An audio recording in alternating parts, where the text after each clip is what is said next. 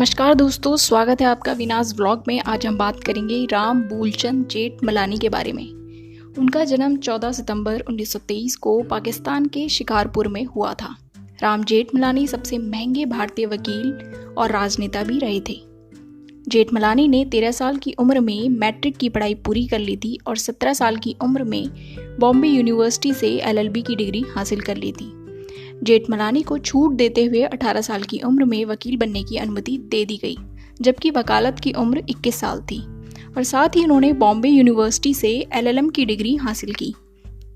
जेठमलानी ने 1941 में 18 साल की उम्र में अपनी पहली पत्नी दुर्गा से शादी कर ली थी, जिनके 3 बच्चे थे। 1947 में विभाजन से ठीक पहले उन्होंने दूसरी पत्नी रत्ना से शादी कर ली थी। विभाजन से पहले ही जेठमलानी ने वकील और 1954 में गवर्नमेंट लॉ कॉलेज में पार्ट टाइम प्रोफेसर के रूप में अपने करियर की शुरुआत कर दी थी। लेकिन आज़ादी के बाद कराची में दंगे भड़कने के कारण 1948 में भारत आ गई और तब उनकी जेब में केवल 1 पैसे का सिक्का था और 1 पैसे के साथ उन्होंने रिफ्यूजी कैंप में कुछ रातें बिताई थी। जेठमलानी ने 17 साल की उम्र में अपना पहला केस जस्टिस गॉडफ्रे डेविस के नेतृत्व में लड़ा था। 1959 में नानावती केस से उनको पहचान मिली थी। जेठमलानी 4 कार्यकालों तक बार काउंसिल ऑफ इंडिया के चेयरमैन भी रहे थे। 1996 में इंटरनेशनल बार एसोसिएशन के सदस्य भी बने। 2010 में सुप्रीम कोर्ट बार एसोसिएशन के प्रेसिडेंट के रूप में चुने गए। यहाँ तक कि इमरजेंसी के दौरान उन्होंने प्रधानमंत्री इंदिरा गांधी की आलोचना की और उनके खिलाफ गिरफ्तारी का वारंट जारी किया गया, तो वो कनाडा चले गए। इमरजेंसी हटाए जाने के 10 महीने बाद वो भारत लौटे।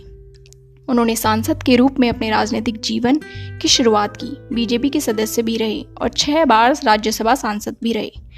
1996 और 1999 में अटल बिहारी वाजपेयी के मंत्रिमंडल में मंत्री बने और कानून मंत्री, शहरी विकास मंत्री भी रहे थे। और तो और भ्रष्टाचार के मामले में बीजेपी पर चुप रहने का आरोप लगाने के कारण 2013 में 6 साल के लिए जेठमलानी को पार्टी से निकाल दिया गया। जेठमलानी ने बताया कि पूर्व फाइनेंस मिनिस्टर अरुण जेटली काले धन को वापस लाने के लिए ज़्यादा उत्सुक नहीं दिखते थे। तब जेठमलानी ने जर्मनी जाकर अधिकारियों से मुलाकात की और उन्होंने बताया कि भारत सरकार ने धन वापस लेने का प्रयास नहीं किया था। 2015 में आर्टिकल 370 पर उन्होंने अपने विचार भी रखे थे। 2013 में जेठमलानी ने मोदी को प्रधानमंत्री बनाने के लिए सपोर्ट किया और वहीं 2014 में मोदी के प्रधानमंत्री बनने के बाद जेठमलानी का मोह भंग हो गया। उन्होंने 70 साल के एक्सपीरियंस में कई हाई प्रोफाइल केस लड़े।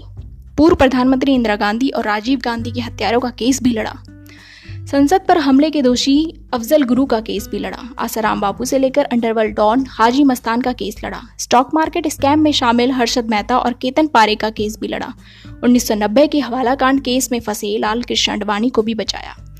2006 के सोहराबुद्दीन फर्जी मुठभेड़ मामले में अमित शाह की तरफ से पैरवी की और 1996 में 900 करोड़ रुपए के चारा घोटाला में लालू यादव की वकील बने। 2G स्कैम में कनिमोझी संजय चंद्रा के वकील बने। 2017 में अरुण जेटली द्वारा केजरीवाल पर मानहानि का केस किया गया। इस मामले में अरुण जेटली से माफी मांग ली।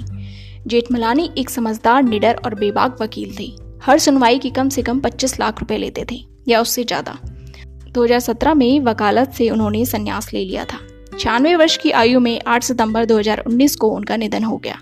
1977 में उन्हें विश्व शांति कानून द्वारा मानवाधिकार पुरस्कार और इंटरनेशनल ज्यूरिस्ट अवार्ड से सम्मानित किया गया। धन्यवाद। अगर आपको हमारी वीडियो पसंद आई है तो लाइक, शेयर एंड सब्सक्राइब करें।